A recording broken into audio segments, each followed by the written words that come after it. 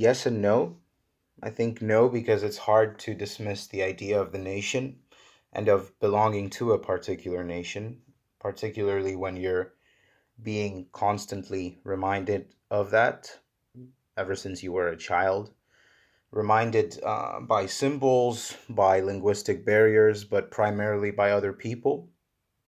So I think the honest answer is that there's no such thing yet as a European culture.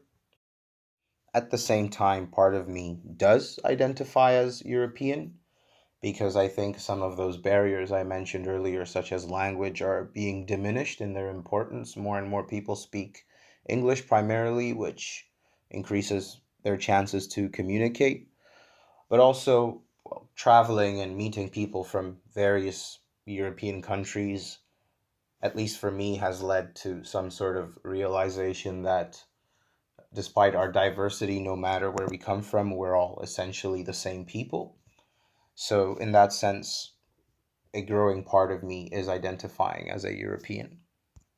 Also, because we share some institutions like the European Union and the European flag and European elections, which allow us to vote together. So, these institutions and these events, similarly like national flags, are hard to hard to ignore, and they have an impact on us, I think.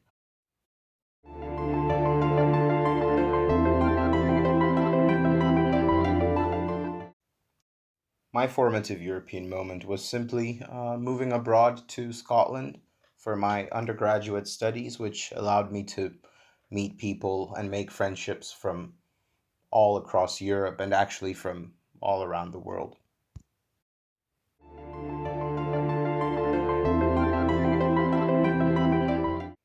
This one for me is a no-brainer. I would definitely go for the cliche answer, which is Brexit.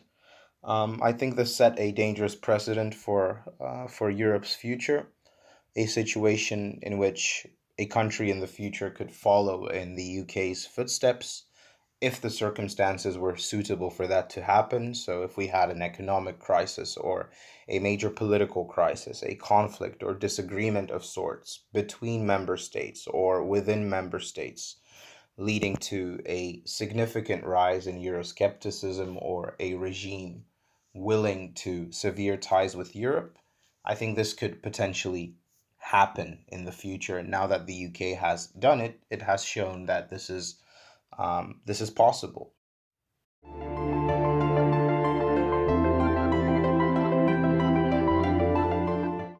I would go for the most recent European elections, which happened in 2019. I think these elections showed several positive developments for Europe. The first being relatively high turnout, which sort of reversed this trend of decreasing turnout in European elections. I think this was very concerning because it showed that people don't really care enough to vote in European elections. So seeing high turnout was definitely a good thing, especially in some of the countries where turnout has historically been very low. I'm referring to Eastern Europe here and my own country, which is Poland. So that was good to see, but also a rise in support for green parties, showcasing a growing environmental awareness in Europe and in its member states amongst its citizens. Um, Another positive development which I saw in the European elections was a decrease in support for far right parties in many countries in Europe, because I think at its core, the far right is against the very idea of Europe.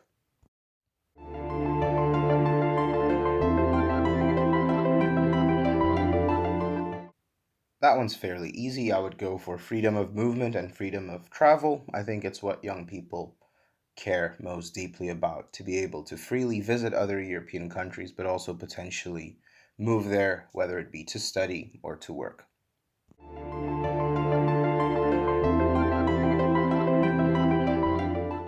By 2030, I would like the EU to have achieved a truly common fiscal policy geared towards tackling inequality, poverty, and reducing the possibility of another financial and economic crisis, which I think would be absolutely disastrous for Europe.